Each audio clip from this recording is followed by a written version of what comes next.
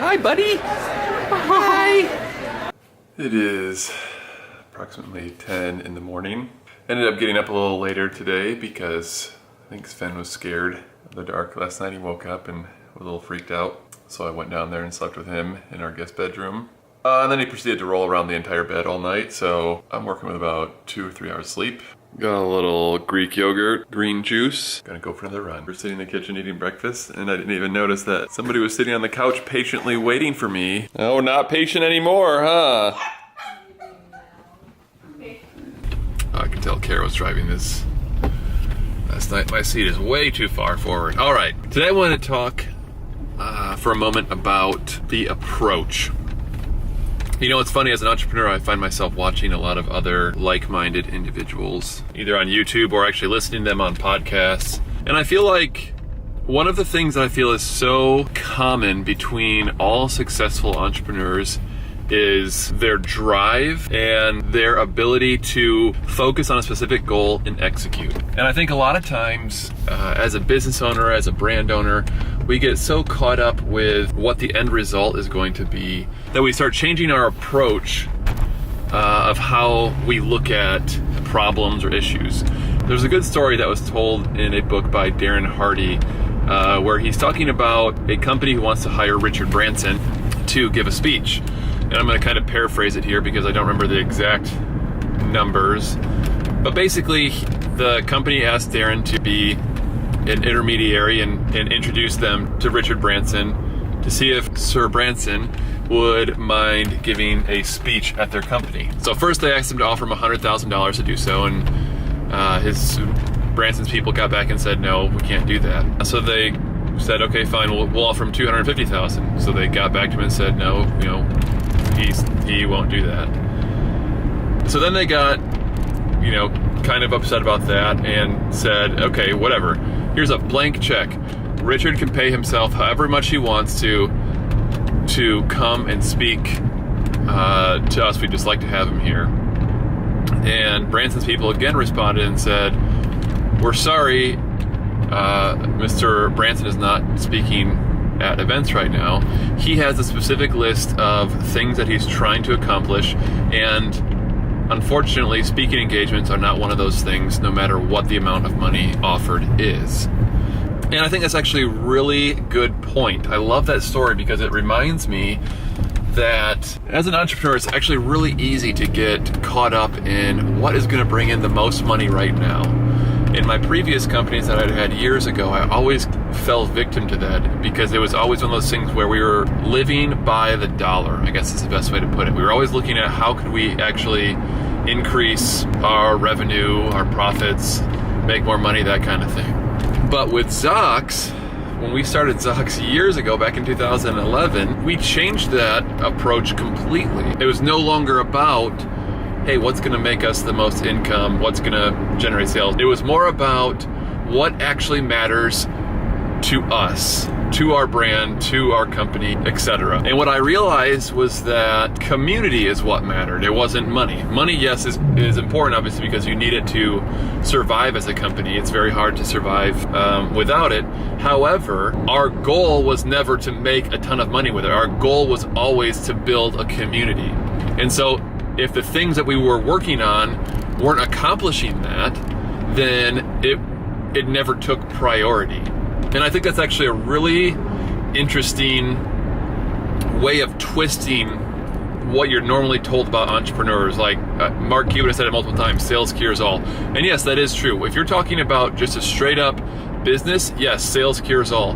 But in my opinion, there's actually an X factor there too. And I've talked with friends about this before when we talk about business, stuff like that. There's always this piece of a business, this piece of a brand that is that X factor that, sales might be an end result of that X factor, but ultimately, what's generating those sales to begin with? What's generating that growth to begin with?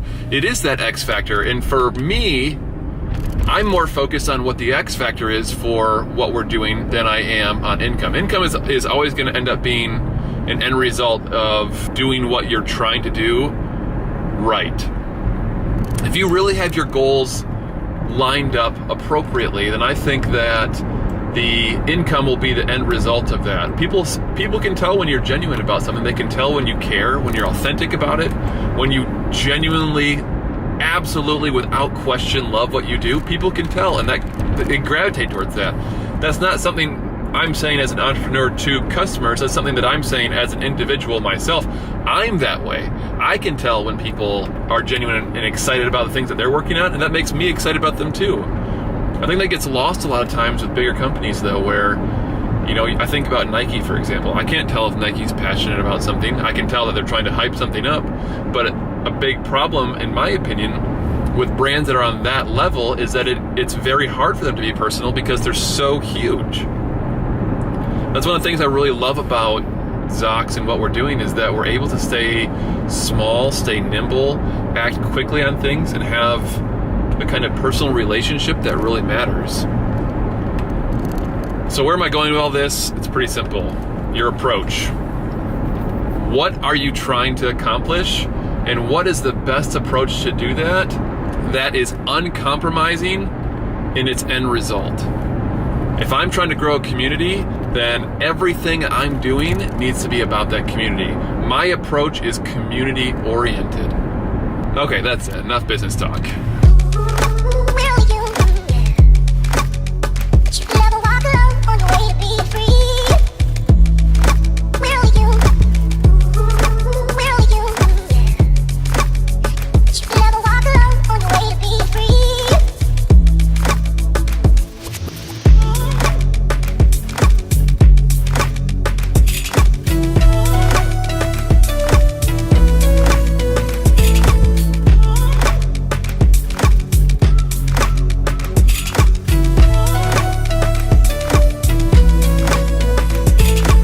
Jason's driving like a crazy person today.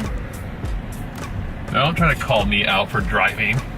He almost ran into a Jeep, and now he's doing a U-turn in the middle of the road where I'm pretty sure you're not supposed to do U-turns. So he thinks I'm just a good crazy driver, but he's really the crazy driver. All right, we are out at one of my favorite breakfast places. Granted, this is a late breakfast, it's about 2 o'clock. But this is in Studio City. It's this place called Aroma Cafe. Check out their bakery. Ooh-wee.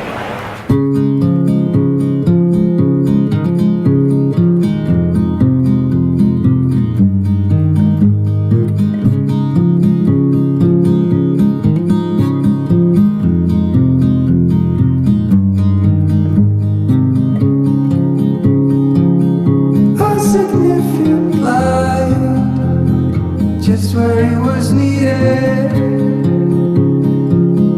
gleaming black as night, cloistered in injustice. This is the magic of Baby Einstein on your phone. First time parents, you can learn from this. Not bad parenting, it's strategic parenting. Yeah, maybe. So deep in thought. The swallows will be here by dawn. When we're finally sober, they'll be gone. The trees will bloom and ice will melt.